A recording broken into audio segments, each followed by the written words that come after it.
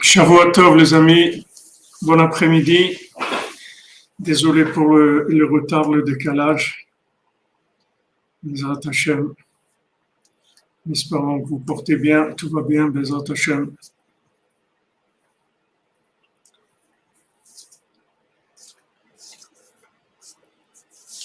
Voilà, on continue Bezrat Hashem, notre étude de Rabbeinu, la Torah de la Géoula, la Torah des premières tables de la loi. Ashrenu Matov Chelkenu.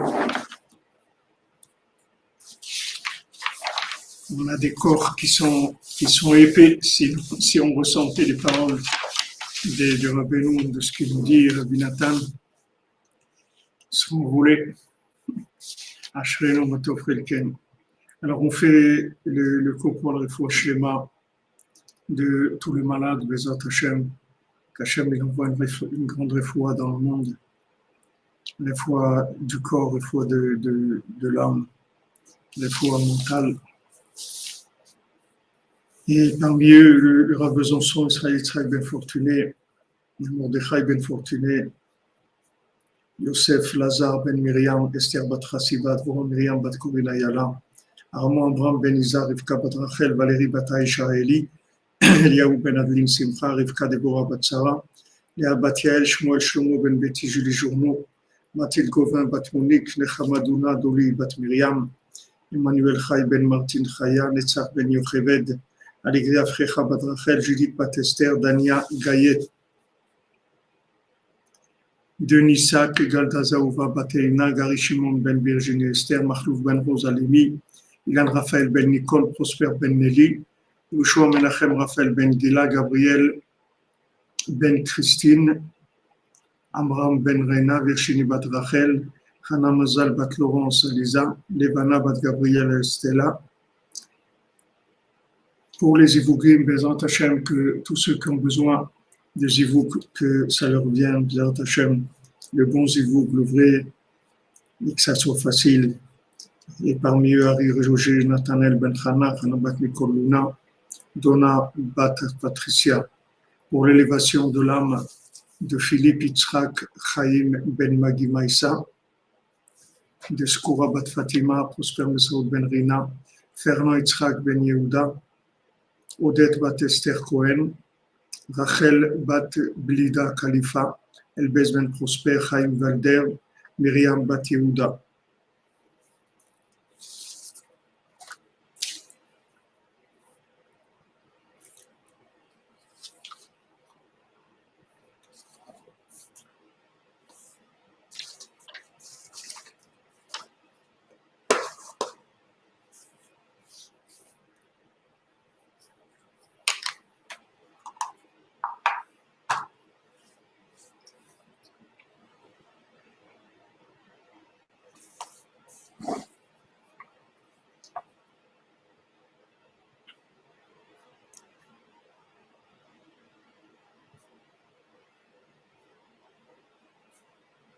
Alors, on est arrivé dans notre étude sur la Torah 57, on écoutait à la Chot, sur le Chot Yiboum Khalitsa, à la Chag Gimel, passage Yud Dalet, que le principal du Shalom dans le monde, ça vient du fait que il y a des enfants dans le monde, c'est-à-dire il y a des Yechoudim, ce qu'on appelle des Yechoudim. Des Yechoudim, ça veut dire qu'on arrive à lier le processus de ce monde, ce qu'on appelle la Malchut. La Malchut, c'est-à-dire tout ce qui est lunaire, tout ce qui est féminin, on arrive à l'adapter complètement au solaire, c'est-à-dire qu'on arrive à faire l'Ichoud de Kutsha B'Echud Shrinté, c'est-à-dire d'Hachem avec son monde, de manière à reproduire exactement la volonté divine dans le monde. Et ça s'appelle des enfantements à tous les niveaux.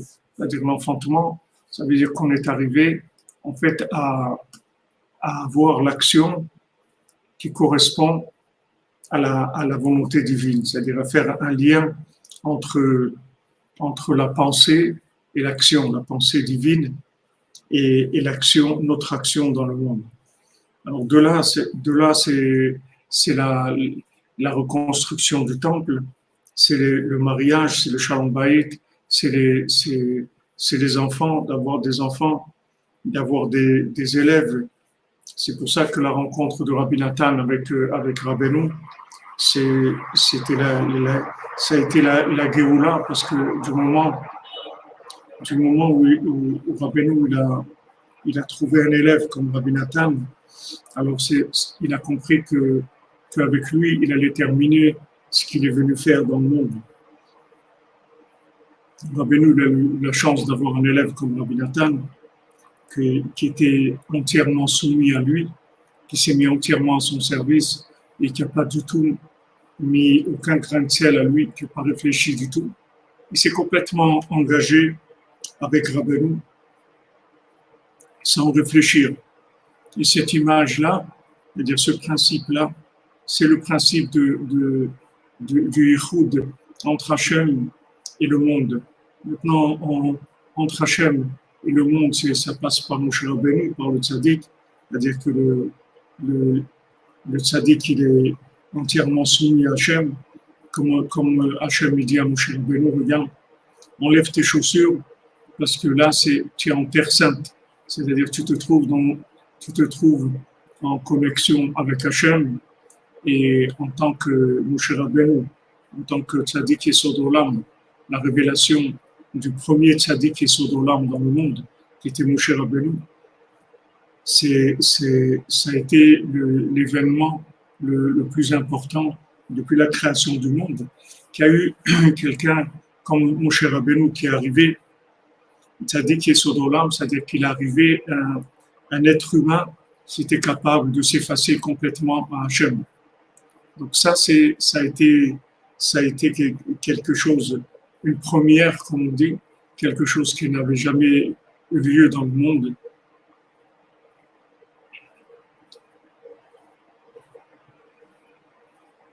Et ça, c'est vraiment le début de la délivrance du monde.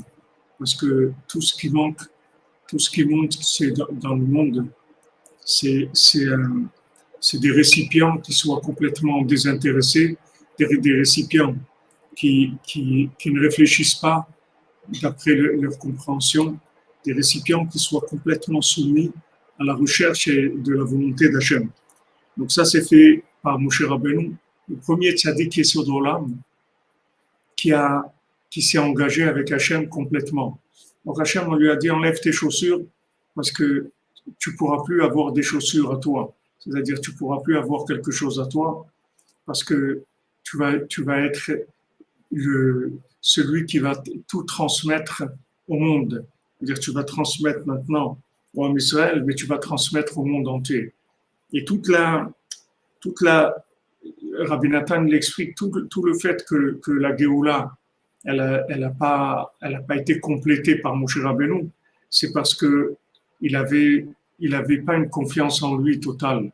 C'est-à-dire qu'il faut pas oublier que c'est le premier modèle de ce type-là dans le monde, et de se considérer comme étant complètement annulé à Hachem et être le représentant d'Hachem dans le monde de façon totale, c'était très difficile pour lui d'avoir confiance en lui. C'est pour ça que même quand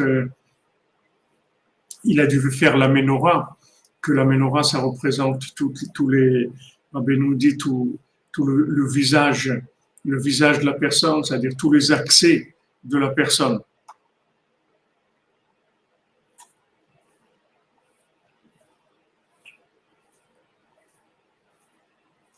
Le principe de la lumière de la menorah, elle se manifeste dans le visage avec les yeux, les oreilles, le nez, la bouche. C'est toutes les lumières de la menorah. Et Moshe Rabbeinu, il a eu des difficultés à faire la menorah. C'est-à-dire la menorah, elle devait être faite d'un seul bloc. C'était pas possible de faire la menorah avec des morceaux collés. Il fallait que ce soit d'un seul bloc. Et le Maasé, c'est Hachem qui l'a fait. Il n'a pas pu la faire, Moshe Rabbeinu. De faire comment on fait une menorah d'un seul bloc, comment les yeux, les oreilles, le nez, la bouche, tout ça, c'est Echad, c'est une seule chose. Ça a été très difficile pour Moshe Rabbeinu d'avoir ce concept-là. Et c'est pour ça qu'il n'a pas pu finir son travail. Il n'a pas pu être le Maasé Rabbi Nachman. Il aurait pu être déjà Rabbi Nachman, puisque Rabbi Nachman, c'est Moshe Rabbeinu. Il aurait pu déjà être Rabbi Nachman. Mais il y avait un manque d'Emunat Chachamim, c'est-à-dire même chez lui, il y avait un manque de confiance en lui. Mais bien sûr que le manque de confiance en lui, il est venu aussi du fait que le peuple aussi, eux aussi, ils n'avaient pas confiance en lui de façon totale. À des moments où ils étaient dans des moments où ils étaient en haut niveau de soumission à Moshe Rabbeinu, comme quand on voit dans la paracha, quand ils sont sortis, à un moment, ils sont revenus en arrière. Hachem, il a fait un stratagème pour que Paro, il pense qu'ils sont en train de revenir. Parce que normalement, le deal avec Paro, c'était qu'il devait 3 jours, il devait partir faire des offrandes, des sacrifices pour Hachem. Après, il devait revenir en Égypte. Normalement, le deal, c'était comme ça. Donc, au bout de 3 jours, ils ont fait semblant de revenir. Mais bien qu'ils revenaient en arrière, la Torah nous dit, les gens ne se sont pas posés des questions. Ils ont dit, nous, on fait ce qu'il nous dit, Moshe Rabbeinu, c'est tout, on ne réfléchit pas. Ce qu'il nous dit, on fait. Il a dit, maintenant, on revient en arrière, c'est tout, on ne réfléchit pas. Il y a eu des moments comme ça de soumission très élevés. Mais il y avait des moments aussi, beaucoup d'affrontements contre Moshe Rabbeinu, de révolte, etc.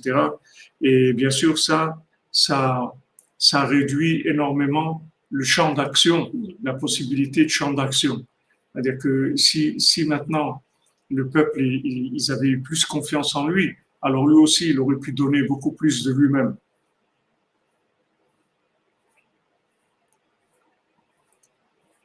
Donc ça c'est vraiment le Yichud Kuchabichu Shrinte, puisque la Shrina, c'est comme le Zohar dit, que Tzadikaya Anpe Shrinta, que les tzadikim, c'est le visage de la Shrina. C'est-à-dire que le visage d'Hachem, c'est les tzadikim. C'est-à-dire la manifestation d'Hachem dans ce monde, c'est les tzadikim. Donc on a un rapport lunaire entre Hachem et le tzadik Yesod Olam, qui était Moshe Rabbeinu, et tous les 5 tzadikim Yesod Olam du monde, Rabbi Shimon et le Harizal et le Baal Shem Tov et Rabbeinu, c'est les 5 tzadikim Yesod Olam.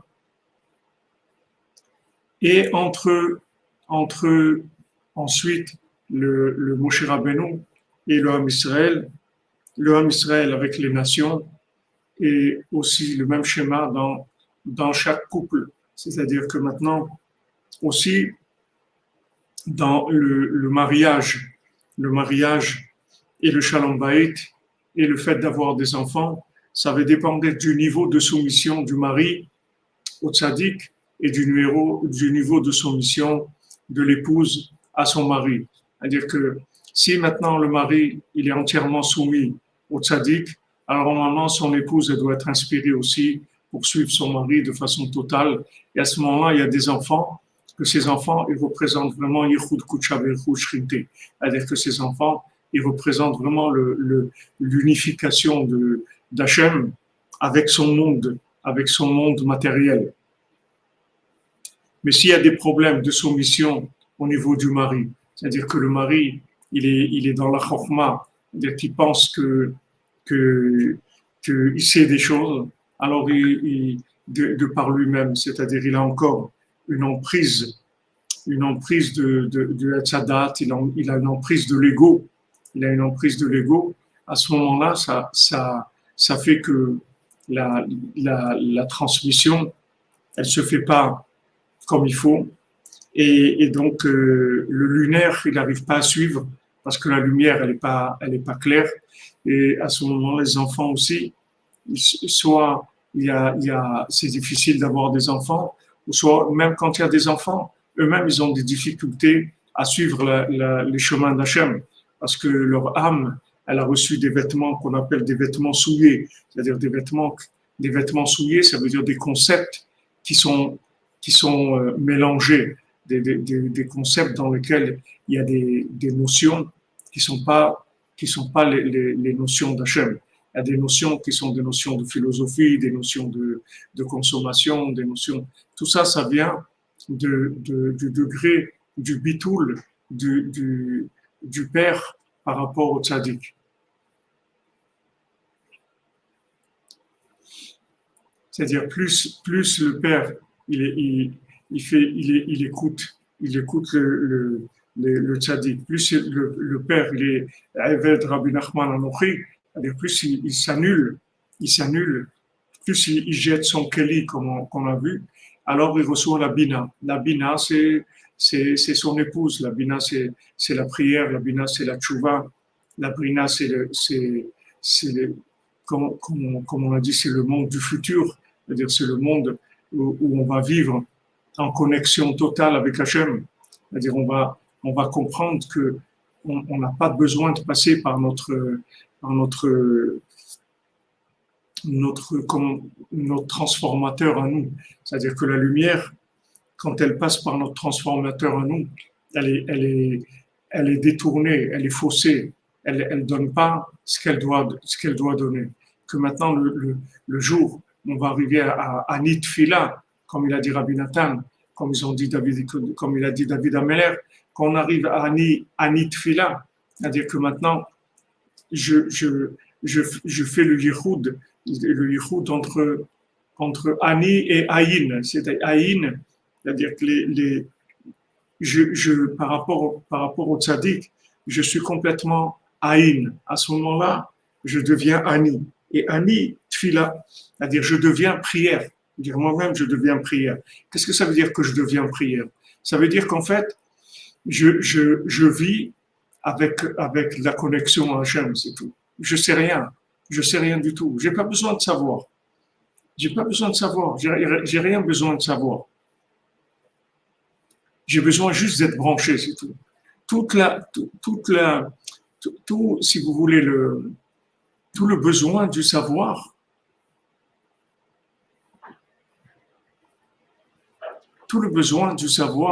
c'est en fait un manque de émouna, un manque de sécurité. C'est-à-dire la personne, elle a besoin de repères. Elle a besoin de repères. Mais quand un petit enfant, il tient la main de son papa, il n'a pas besoin de repères. Il n'a pas besoin. Il peut se lâcher complètement. La seule chose qu'il ne faut pas qu'il lâche, c'est la main de son papa, c'est tout.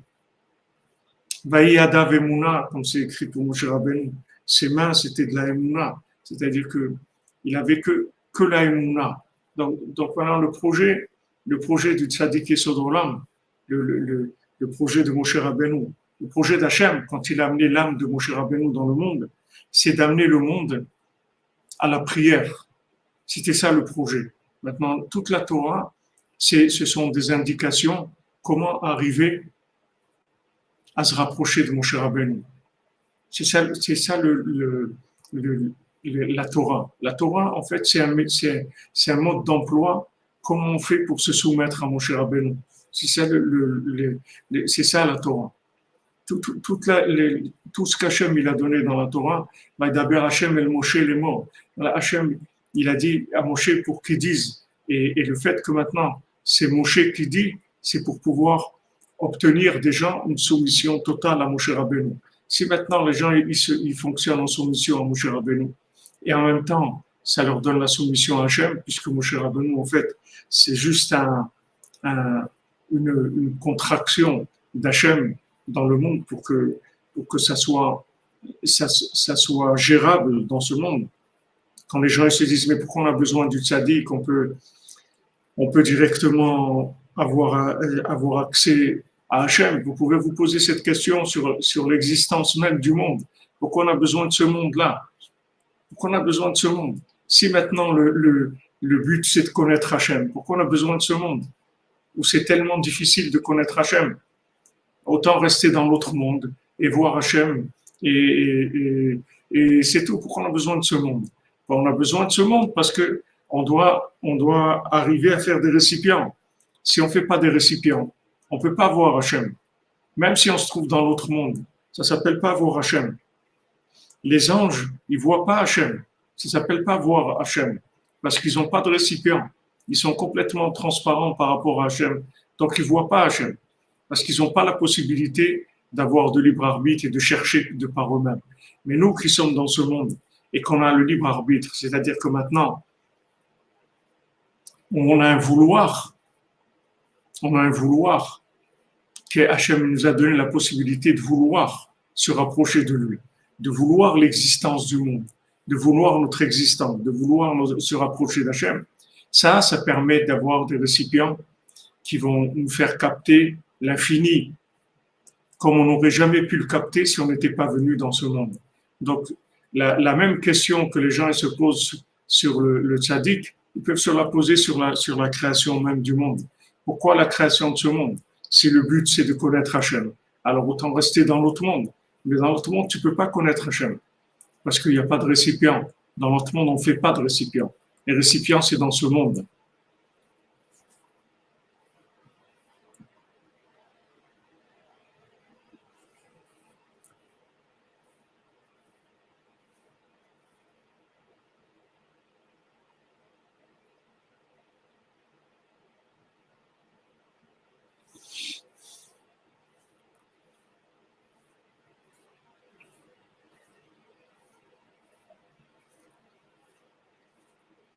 Vous comprenez?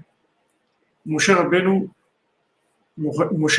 lui-même, c'est un chidouche qu'un homme, Hachem, il lui a envoyé une âme comme ça, que cette âme-là, elle soit complètement soumise à Hachem. Ça, c'est un chidouche, que ce soit Isha Elohim, un homme divin comme ça, qui soit complètement soumis à Hachem.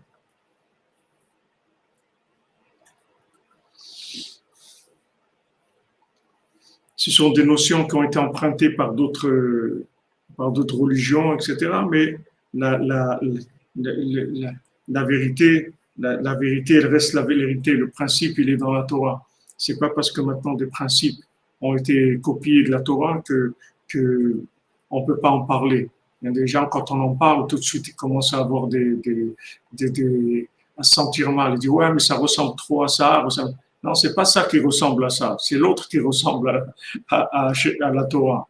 Tout ce qui a été copié dans le monde, c'était copié de la Torah. Disons, les gens, ils ont copié que ça. C'est la première révélation de la méthode du rapprochement à Hachem par l'intermédiaire du tzaddik. C'est la Torah, c'est quelque chose qui n'existait pas avant.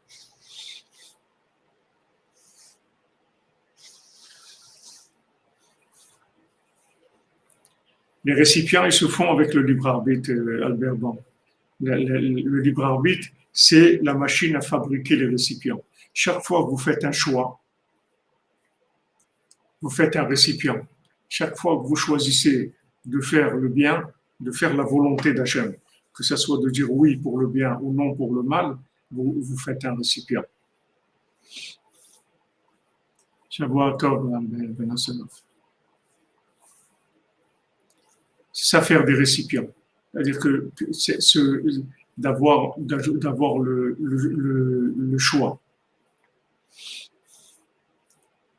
Michel Jackson, vous dites que vous préférez ce monde, il n'y a pas d'autre possibilité. Ceux qui ont fait beaucoup de récipients, ça dépend ce qu'ils ont à faire. Les récipients, c'est infini. On peut faire des récipients jusqu'à l'infini.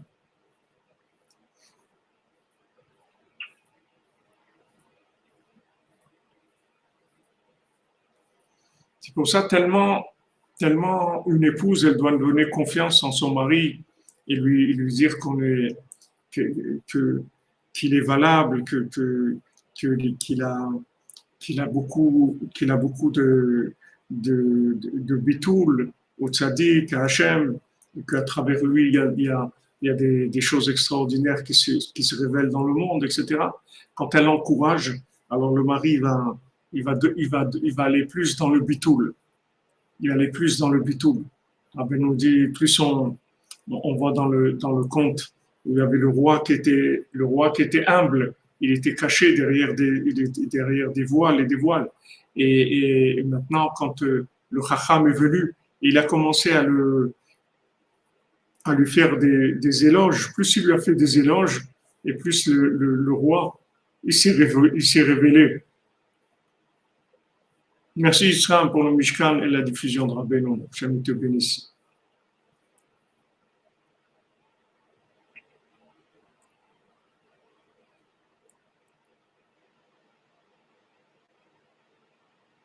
Je ne sais pas, Christian Le Goff, je ne sais pas. Nous, on a ce que Rabbeinu veut dire. Rabbeinu, c'est Sadiq Ador. Rabbeinu, il sait exactement comment ça va se dérouler le Mashiach. Rabbeinu, il sait exactement tout. Il a écrit, il a donné Megillat Starim. Rabbeinu, il sait exactement tout ce qu'il va y avoir dans le monde. Exactement. Chacun d'entre nous, tout. Il faut acheter rapide et définitif pour Katia Batester. Bezrat Hashem, Bissoud Rabbeinu.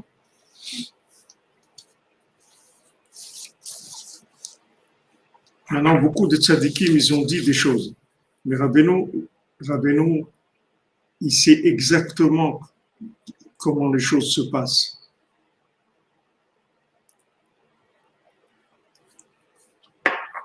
Attendez, je n'ai pas noté. Katia Batester, il faut Shlema.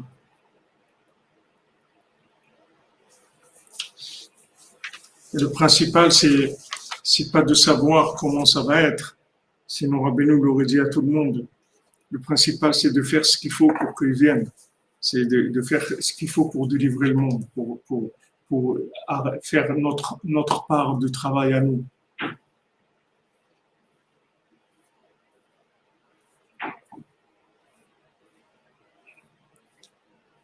Est-ce que les chérubins, c'est des anges?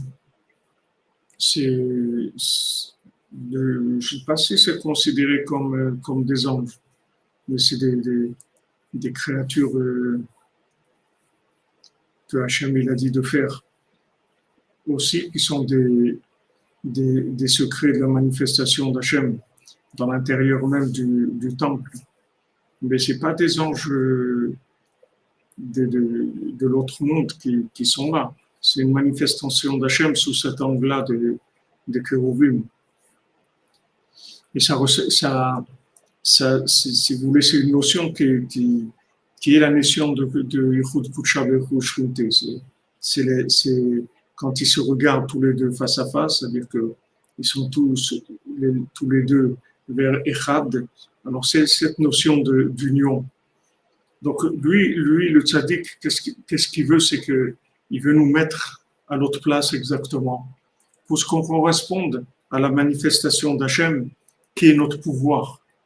Notre pouvoir, c'est-à-dire le pouvoir d'Hachem qui va se manifester à travers nous. Donc le tzaddik, tous les conseils qu'il nous donne, c'est pour arriver à ça. Alors Rabbeinu insiste, il dit que voilà, si vous m'écoutez, alors vous allez être tout simplement à votre place.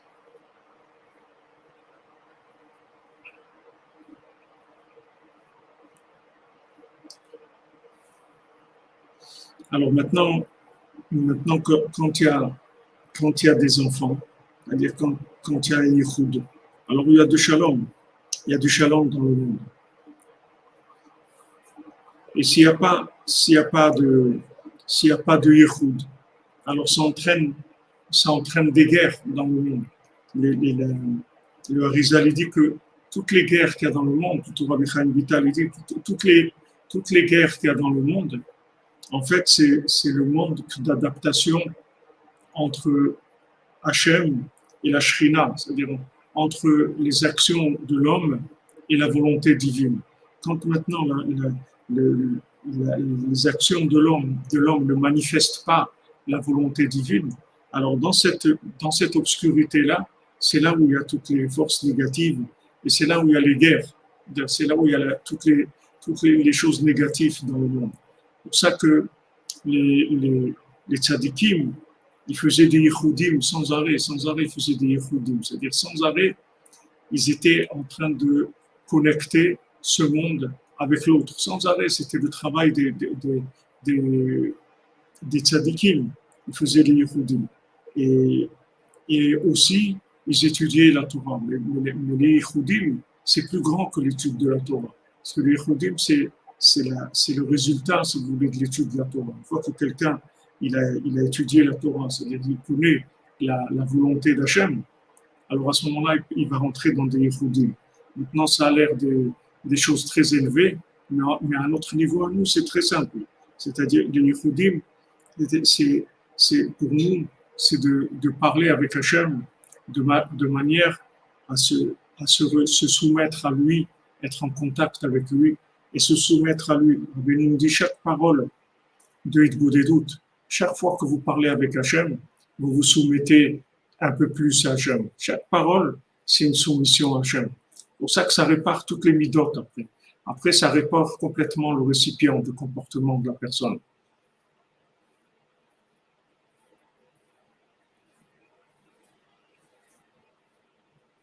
La réparation du comportement de la personne. C'est-à-dire que arriver à réparer ces midotes, c'est-à-dire ces outils, ces récipients avec quoi il reçoit la lumière.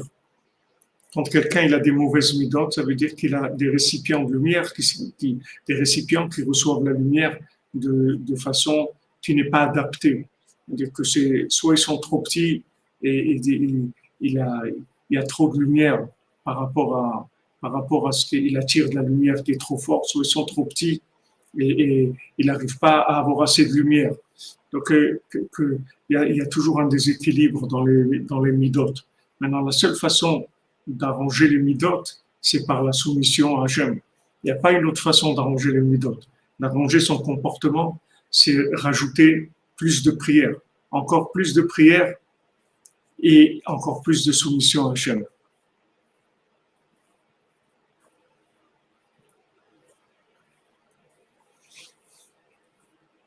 Exactement, c'est le Mashiach qui nous attend, c'est pas nous qui l'attendons. Oui, oui, tout à fait, ça nettoie les guerres intérieures. L'Aïd-Bodedou, ça nettoie les guerres intérieures et dans le monde aussi. Rabbeinu le dit Beferouche, explicitement, que quand on fait Aïd-Bodedou, alors ça fait qu'on ne laisse pas Hachem faire des décrets dans le monde. Il n'y a que du bien dans le monde.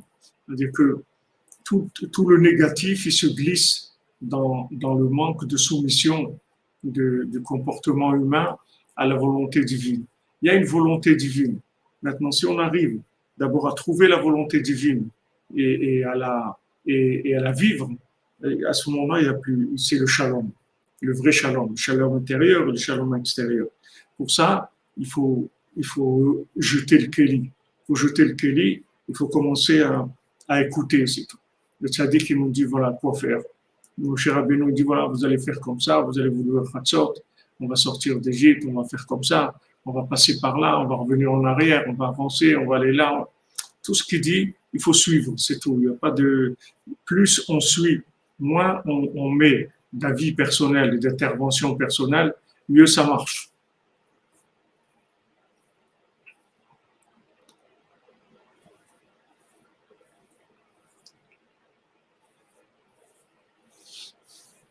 ועל כן שכיח אז קטטות בעבור החליצה והייבום ואז אין שלום עד שיצא היבם לחלות סביבם לתקן גם לה וזוכני שלום שזה עיקר התיקון.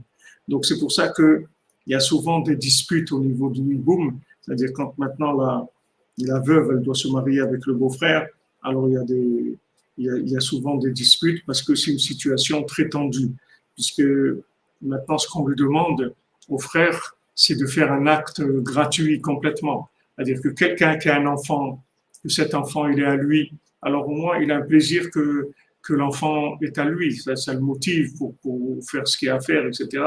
Mais là, on demande au frère de faire vraiment un acte d'amour gratuit pour son frère, c'est-à-dire que maintenant il va se marier avec la veuve que pour que elle puisse avoir un enfant, que cet enfant, en fait, ça va être la réparation de l'âme de son frère qui est parti. C'est-à-dire tout ce qu'il va faire, c'est pour son frère uniquement. Donc c'est un acte de complètement soumis et complètement gratuit, c'est-à-dire où il n'y a aucun intérêt personnel. Donc ça, c'est difficile. Ça, c'est très difficile.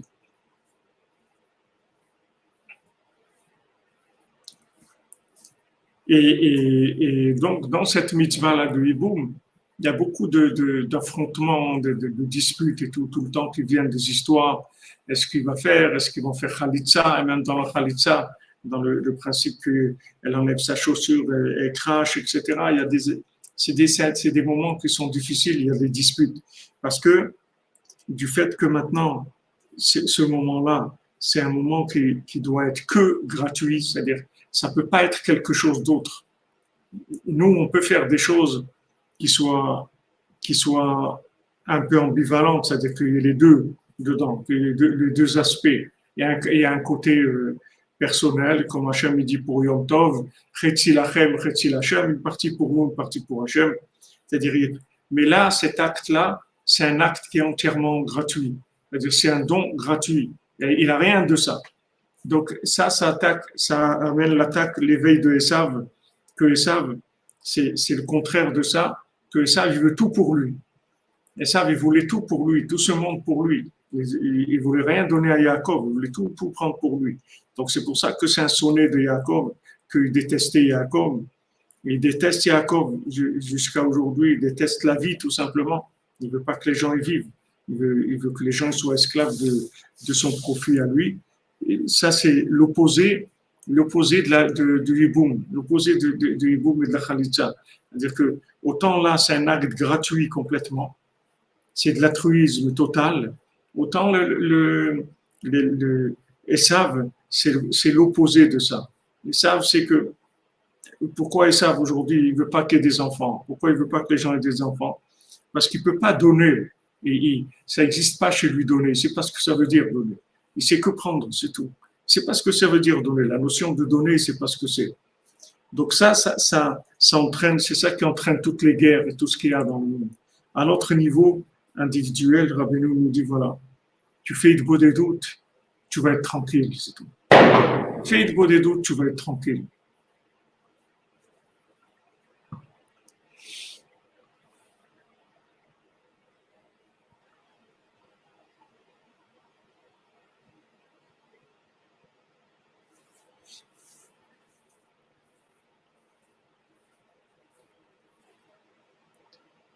Ce que tu dis, est-ce que tu demandes, David, que maintenant, quand un homme est marié, il doit aussi se soumettre à sa femme? C'est-à-dire que maintenant, il y a une bina, c'est-à-dire une bina qui est une malchoute. La bina, ça donne la malchoute, c'est-à-dire ce qui va donner le véritable pouvoir. Une fois que maintenant, la lumière du soleil, elle est passée par la lune, alors la lumière qui sort de la lune, c'est la lumière du soleil, mais qui a été transformée par la lune. Alors à ce moment-là, elle donne un pouvoir beaucoup plus grand que celle du mari lui-même. Le mari, lui, c'est juste une proposition, comme Rabbeinu. C'est pour ça qu'il y en a qui disent, c'est-à-dire avant Nachman dit que aujourd'hui l'étude des livres de Rabbi Nathan, c'est plus important que d'étudier les livres de Rabbeinu. Parce que Rabbi Nathan, c'est féminin, c'est-à-dire une fois que c'est passé par Rabbi Nathan, ça donne directement le concret. C'est-à-dire voilà ce que Rabbeinu il a voulu dire. Rabbeinu il a voulu dire ça et ça et ça. Rabbi Nathan il va t'expliquer dans ton langage ce qu'il a voulu dire Rabbeinu. Bien que toute la lumière elle vienne de Rabbeinu, mais s'il n'y avait pas eu d'élève, Rabbeinu dit il ne serait rien resté de moi s'il n'y avait pas eu Rabbi Nathan. Parce que l'élève, c'est lui qui fait exister l'enseignement du Rav. Donc la même chose, l'épouse, c'est elle qui fait exister son mari à travers ce qu'elle a pris de son mari et ce qu'elle a transformé et ce qu'elle a amené au monde. Des enfants et des concepts de vie, des façons de voir les choses. Mais bien sûr, tout ça va dépendre de leur niveau de shalom, c'est-à-dire leur niveau de shalom. Combien lui, il est soumis au tzaddik et combien il obtient que sa femme elle va le suivre. Donc, et ça, c'est ça qui va donner les résultats après.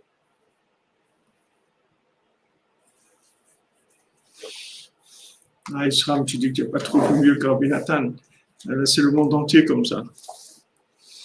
Alors, Rabbi Nathan, il dit, Bézé, Prinat Purim.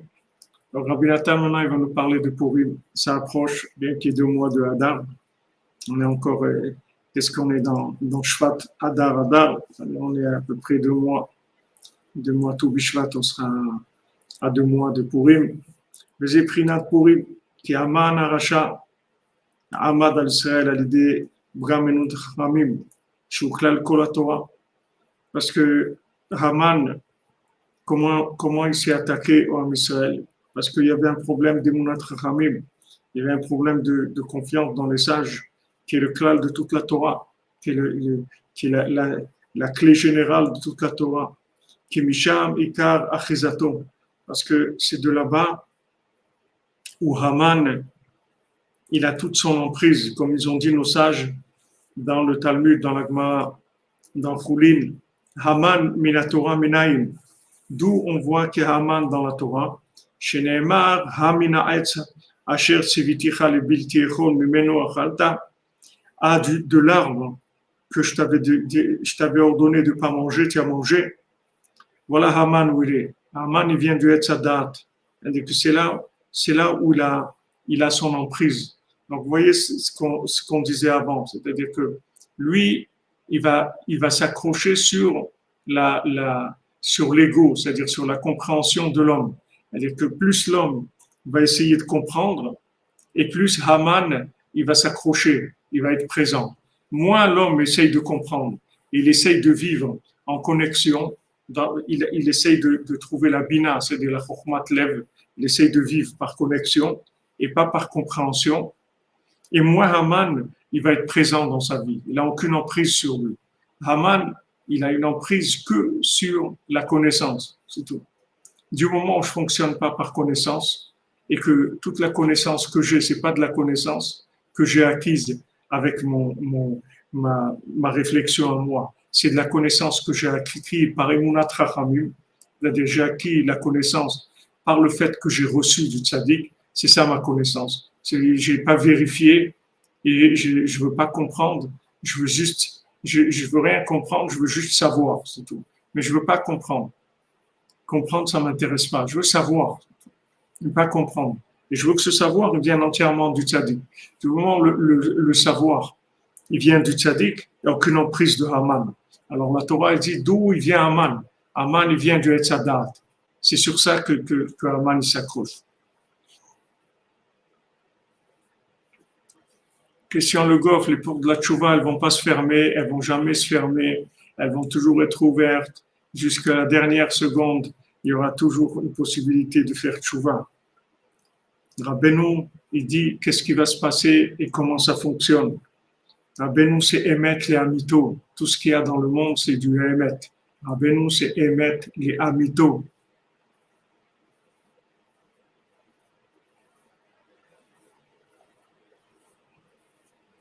Oui, exactement comment on arrive à neutraliser Haman. Et vous voyez, même à Purim, qu'est-ce qu'on fait à Purim? On est obligé de boire parce qu'on n'a pas d'autre possibilité que d'anéantir la logique par la boisson, par le fait qu'on va boire de l'alcool à Purim. Alors on va anéantir la logique et avec ça, on va voir la révélation de Mordechai, on va voir la révélation du Tzaddik.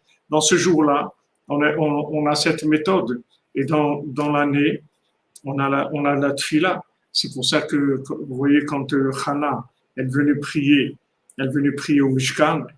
Alors Elia Cohen, il a vu vers Sheva le Shikora, il a cru qu'elle était saoule. Elle lui a dit, je suis pas saoule du tout. Je suis pas saoule du tout, je prie, c'est tout. Je prie de tout mon cœur, de toute mon âme parce que je souffre. Merci à toi, la vie, merci. Merci, Shavuot Tov, de bonnes nouvelles, Bezat Hashem. J'aime te bénisse pour Tzedaka pour Rabbeinu, la diffusion de Rabbeinu, l'inclusion de Rabbeinu, l'inclusion dans le Tzaddik par Tzedaka. Ashrechem, Ashrechem. Donc, quand il a vu Elia Cohen, oui, exactement comme dit Marie Mordechai, lui, il ne se prosterne pas à Ramban. Au contraire, Il montre à Haman qu'il est son esclave, qu'il l'a acheté comme esclave. Et ça, il ne supporte pas Haman. Il dit quoi? Moi, je vais être l'esclave de Mordechai. Mais où tu es l'esclave de Mordechai? Donc, le jour de Purim, c'est ce qu'on fait. C'est-à-dire, on est obligé d'annuler la logique si on veut voir Mordechai. Donc, dans l'année, ça se fait par la prière. C'est pour ça que Elia Cohen, il croyait qu'elle avait bu Hana. Elle dit, j'ai pas bu du tout. Je suis pas sourd du tout. Juste, je prie, c'est tout. Juste, je prie. Je suis amer parce que je veux avoir des enfants. J'arrive pas. J'arrive pas. J'arrive pas au yichoud. J'arrive pas à ce yichoud. C'est ça qui me fait mal. Et vous voyez que de toutes ces prières, il va finir par sortir Shmuel Hanavi. Et Shmuel Hanavi, c'est lui qui va oindre les rois d'Israël. Et les rois d'Israël, c'est le Yichud d'Hachem et de la Shrina. David Ameler, c'est le Mashiach, c'est Malchut d'Hachem dans le monde. C'est le principe David Ameler, c'est Mashiach. Mashiach, c'est quoi? C'est Bayomaoui Hachem Echad Ishmo Echad, que ce jour-là, Hachem sera un avec son nom, c'est-à-dire que tout le monde le reconnaîtra dans le monde. Donc on voit que la chiza, l'emprise de Haman, elle est dans le Etzadat Tovara. C'est-à-dire que maintenant, si vous cherchez rien à comprendre, si vous écoutez tout simplement, et vous branchez, si vous avez Chokhmat Lev, la Bina, il n'y a pas d'Etziara, il n'y a pas de Haman. Haman, il ne peut rien faire avec vous. Haman, il s'attrape sur les grosses têtes. Plus quelqu'un il a la grosse tête, plus Haman il l'attrape.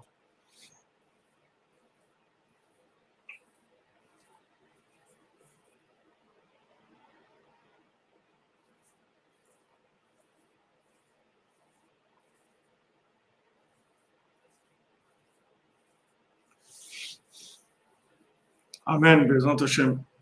Shehu Prinat Gam Emunat Chachamim Kanal. Alors maintenant, le Etzadat, c'est comme on a vu avant, que c'est le problème des Munat Chachamim, c'est-à-dire que Adam et Chava, ils n'avaient pas confiance en eux, qu'ils étaient capables de vivre la parole d'Hachem, et que ça, c'était ce qu'il y avait de mieux pour eux. Ki Haman, Huzu Amat Anachash, Mizera Amalek. Parce qu'Haman, c'est quoi? C'est le poison du serpent. C'est un descendant de Amalek. Mizera Esav Aracha. C'est la descendance de Esav. C'est le grand sonné, le grand haïsseur, celui qui est plein de haine, avec quoi il prend de la force quand il n'y a pas des Munat Chachamim. C'est-à-dire quand les gens ils vivent pas en connexion, mais ils vivent avec leur réflexion personnelle et ils dirigent leur vie d'après ce qu'ils comprennent. C'est là où ils rentrent dans le panier de Esav, c'est là où Esav les attrape.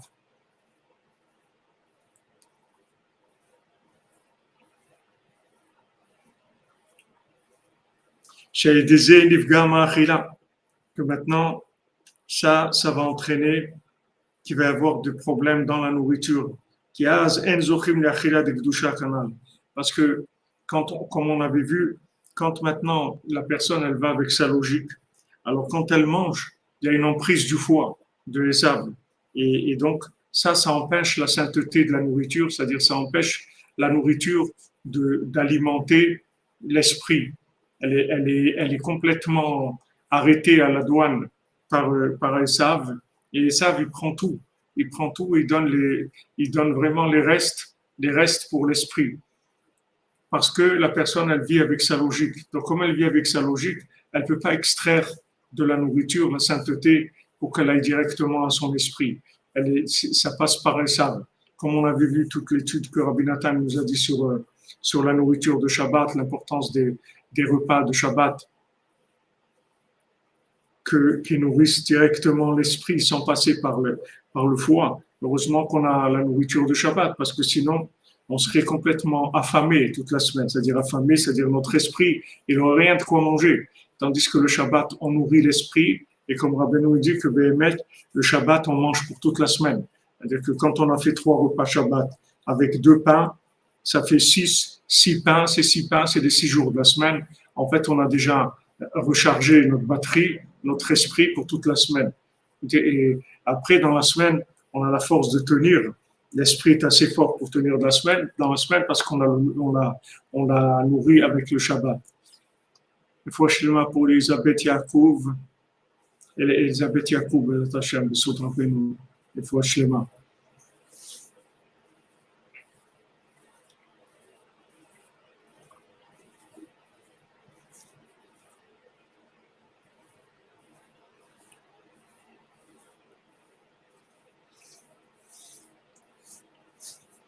Parce que maintenant, quand on n'arrive pas à manger dans la sainteté, c'est-à-dire quand on n'arrive pas à nourrir notre esprit, alors c'est le foie qui a pris, c'est-à-dire c'est Esav. À ce moment-là, il a des forces. Le grand haïsseur, celui qui est plein de haine et de sang. Que de lui, de Esav, il est sorti Aman, Amalek, que c'est lui qui persécute tout le temps et qui déteste tout le temps, qui fait tout le temps des accusations. Prinat Ishtsar Ve'oyev Hamanara, un homme qui est un persécuteur, un ennemi, ce Haman mauvais, là, qu'on dit dans la Megillah. Alken Ratsu Haman Vezaro Levatel Binyan Bet Hamikdash. C'est pour ça que Haman et sa descendance, ils voulaient annuler la construction, empêcher la construction du temple. C'est-à-dire qui est la réparation de la Emunat Chachamim par le Neder en question, par les Nedarim. C'est-à-dire qu'ils voulaient empêcher ça, empêcher la construction du Mishkan, empêcher, on le voit, Mamash, on ne peut pas comprendre comment des gens, ils sont tellement acharnés pour empêcher de faire de la maison d'Hachem, la maison de Rabbeinu, tout ce qui est récipient qui va permettre de révéler la présence divine, de se connecter avec le tzaddik. On voit qu'il y a des attaques terribles de Haman Amalek parce que il prend sa force à la base dans la nourriture et de là après il arrive à attaquer. Eux ils ont voulu, c'est-à-dire Haman Amalek, ils ont voulu annuler ce tikkun-là de la construction du temple et de la Emunat Chachamim, c'est-à-dire que les gens, ils aient confiance en eux et qu'ils aient confiance dans le tzaddik et dans Hachem. Parce que toute l'emprise de Haman, elle ne vient que de ça. Les gens ils voient la manifestation d'Haman dans le monde. Ils voient toute cette haine, toute cette volonté de diminuer la population mondiale, toutes ces guerres, tout ce qui se passe. Et ils pensent, les gens, que c'est tel gouvernement qui fait ça, ou tel riche, ou tel... Mais d'où il a la force? D'où il prend la force, Haman Amalek? D'où il prend la force, c'est qu'on n'a pas confiance en nous. Comme on n'a pas confiance en nous, alors on peut pas imaginer qu'on peut vivre en connexion. C'est-à-dire on se sent complètement insécurisé en connexion. Et on a une sécurité imaginaire avec le métaverse, on a une sécurité imaginaire qui vient de notre connaissance. Parce qu'on croit que parce qu'on sait des choses, alors ça va, on est bien, on est tranquille, parce qu'on sait comment ça marche. Mais bien, maître, si tu crois en Dieu, tu vas savoir que tu sais rien du tout. Tu vas savoir que tu sais rien du tout, que tu comprends rien du tout. Si tu crois vraiment en Dieu, tu vas voir que tu sais rien. Tu peux rien savoir dans ce monde. Parce que la manifestation de Dieu sous des angles opposés, qui sont d'un côté sous des choses agréables et des choses désagréables, c'est le même Dieu qui vient d'un côté ou d'un autre. Et ça, tu peux pas le comprendre dans ce monde. Alors celui qui a confiance en lui, qu'il est connectable et qu'il peut vivre en connexion avec Hachem, il sort complètement de l'emprise de Amalek. C'est fini. Amalek, il peut rien lui faire. Ouais, exactement. Il met des triangles au lieu de mettre des Magen David. Mais après, Bezat Hachem, on va prendre ces triangles et on va faire avec des Magen David. Chaque fois que vous faites la moindre action positive, chaque fois que vous avez confiance en vous, vous êtes connectable, vous faites l'autre triangle, celui qui est large en haut et la pointe elle est en bas. Et ce triangle-là, après, il va se coller avec l'autre et il va faire le Magen David. C'est comme ça que Mashiach il va venir. Et quand il y aura le deuxième triangle, ça aura la possibilité de récupérer le premier complètement et de le soumettre entièrement à Hachem. C'est Mashiach Ben Yosef, le triangle de haut en bas. Ça, c'est le Mashiach Ben Yosef. Une fois que Mashiach Ben Yosef il va se révéler, on va récupérer l'autre triangle. L'autre triangle, c'est le vécu d'en bas qui refuse l'influence divine. Et le triangle de Yosef, c'est qu'il n'y a que Hachem, et tout, ça vient que d'Hachem. Ça, c'est le triangle de Yosef. C'est l'opposé complètement à l'autre. Et une fois que maintenant Yosef, il va prouver qu'il n'y a que Hachem, comment il va prouver qu'il n'y a que Hachem? Par Kitsu Veranenu Shochne Afin. Réveillez-vous et mettez-vous à chanter les résidents de la poussière. C'est-à-dire, arrêtez de vous considérer comme des gens nuls. Arrêtez de courir derrière les vaches. Arrêtez. Commencez à aller vers votre trône.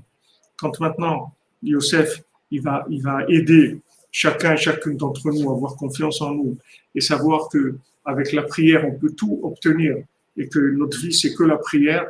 À ce moment-là, l'autre partie du triangle, le triangle qui veut le pouvoir en bas, sans le pouvoir d'en haut, il va complètement se soumettre et être Mashiach ben David, c'est-à-dire le contraire de Esav, comme on avait dit que le jumeau de Yaakov, normalement, c'est David Amelech, ça devait être et pas Esav.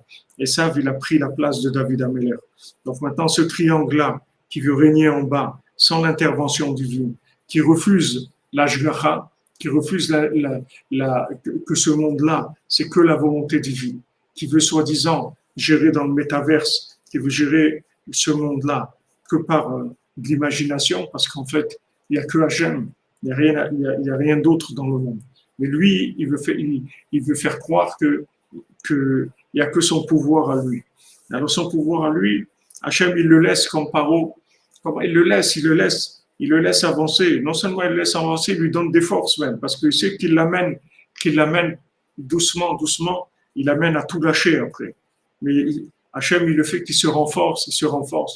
Qu'est-ce qu'ils avaient besoin de rentrer dans ce plan-là de diminution de la population mondiale et tout? Ça ne leur suffisait pas qui vivaient dans leur perversion et dans leur monde de plaisir, de bêtises et de folie totale. Non, il faut détruire après.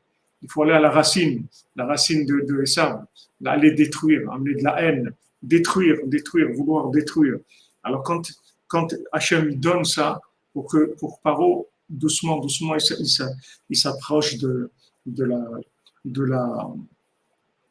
la mer, et là il va y avoir les ossements de Yosef qui vont ouvrir la mer.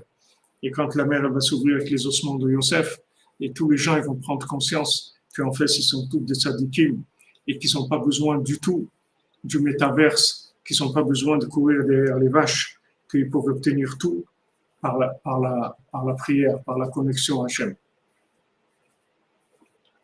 Et ça va être la révélation du Mashiach. Voilà exactement. Quand vous dites Marie, en haut du mât, comme Rabbi me dit, ouais, pour tomber.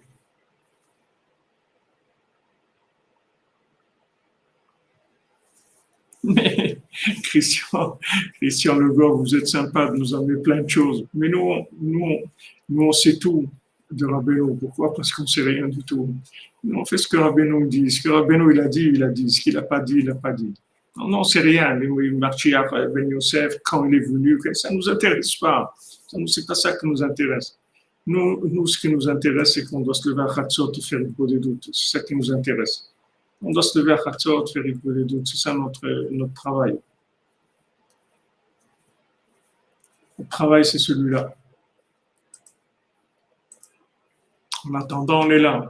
Mais notre travail, c'est de soumettre au tzaddik. C'est ça notre travail. C'est ça qu'on nous demande. On ne demande pas autre chose.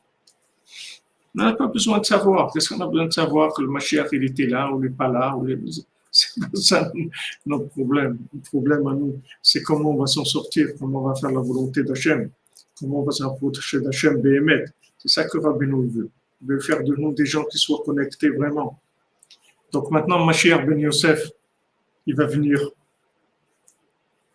et il va venir. Et là déjà, c'est-à-dire il fait son travail de nous donner confiance en nous, comme il faisait Yosef, toujours avec les fils des servantes, en train de les encourager, de leur donner de la force, etc. Parce qu'une fois que il va faire prendre conscience du triangle à l'envers, c'est-à-dire que la pointe qui est en bas, la toute petite pointe en bas, c'est-à-dire cet individu qui est en bas, en fait, il peut recevoir toute la lumière d'en haut en lui. Alors ça va faire récupérer l'autre, qui veut dire qu'en bas, il n'y a que le bas qui gère le bas. Non, le bas, il est géré par en haut complètement. Ces deux se fusionnent, c'est ça après Mashiach ben David. Mashiach ben David, c'est le résultat de la connexion avec Mashiach ben Yosef. C'est-à-dire que maintenant, quand on a confiance en nous, ça c'est Mashiach ben Yosef. C'est-à-dire qu'on est prêt à la connexion. Et quand on se connecte, et qu'on rentre dans la prière, on rentre dans Anin Tfila, dans David Ameler, on rentre dans Mashiach ben David. Bezrat Hashem, Besod Rabbeinu, Bekarov Mamash, que ça vienne tout dans la douceur, par l'Aïdbo des doutes, l'Aïdbo des doutes en douce, tranquille, dans la joie, dans les rikoudim, dans le shalom, dans l'échange, dans la tzedaka, dans la joie, dans la nourriture de Kdusha, dans les voyages à Ouman. Là, les ossements de Yosef, ils vont ouvrir la mer. Les ossements de Rabbeinu, ils vont ouvrir l'océan de la Chorma. Les gens, ils vont voir qu'ils sont capables de se connecter à Hachem. Ils n'ont pas besoin de dépendre de Esav. Ils peuvent se connecter à Hachem, obtenir directement tout de leur papa. Ils n'ont pas besoin de tout le système interactif. Bezrat Hashem, Bisroud Rabbeinu. Ashenu matov chelkenu, manayim goralenu. Ashenu matov chelkenu, manayim goralenu. Ashenu matov chelkenu, manayim goralenu. Ashenu matov chelkenu, manayim goralenu. Ashenu matov chelkenu, manayim goralenu.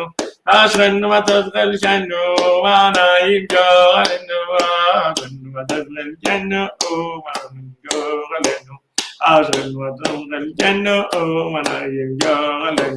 N'oubliez pas les Nédarim, les enfants, les amis, n'oubliez pas les Nédarim, on a tellement besoin des Mounat Chachamim, Bezrat Hashem. Portez-vous bien, on se retrouve, Bezrat Hashem,